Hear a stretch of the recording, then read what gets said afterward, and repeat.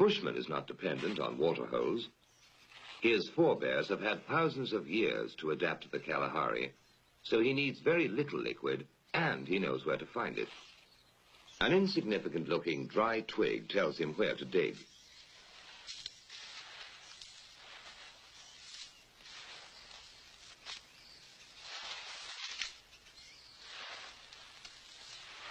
Anyone else would die of thirst in a few days in this treacherous desert that doesn't look like a desert.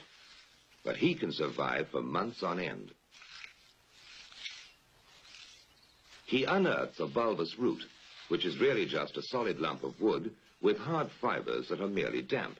Civilized man would need some pretty complicated technology and machinery to get water out of it, but he uses the very simplest of tools. His scraper is a stick that has been split to give it a sharp edge, and he produces some dry-looking shavings. But you take a handful, point your thumb at your mouth, squeeze very hard, and wait for it.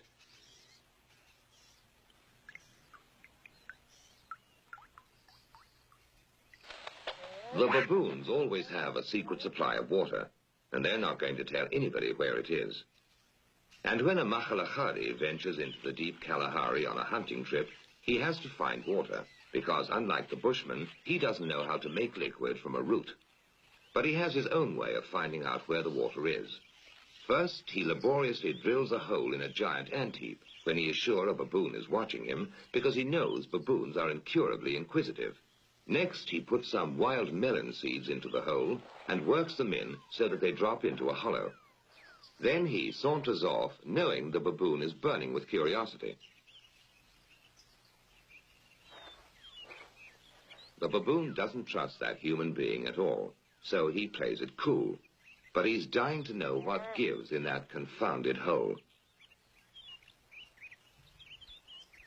Finally, Mr. Inquisitive can't take it any longer. He's got to know what's in there. He reaches in, grabs a fistful, and now his hand's too big to come out. If he had the sense to drop the seed, he could free his hand.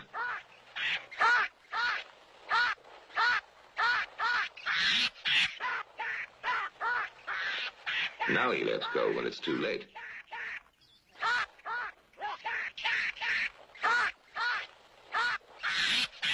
So that was a smart enough way to catch a baboon, but he still has to make him talk.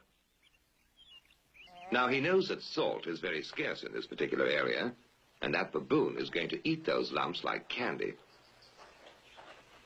In fact, he has such a ball eating salt that he completely forgets he's under arrest, and that in a little while he's going to be a mighty thirsty baboon.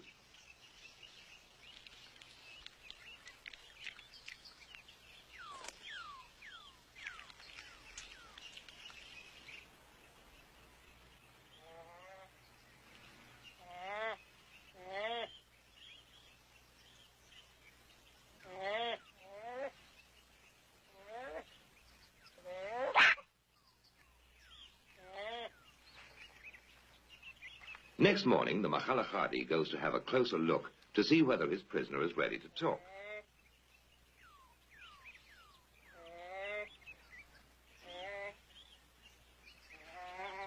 He decides the brainwashing has worked, so he sets him free, knowing that in his condition he won't care who follows him to the secret reservoir.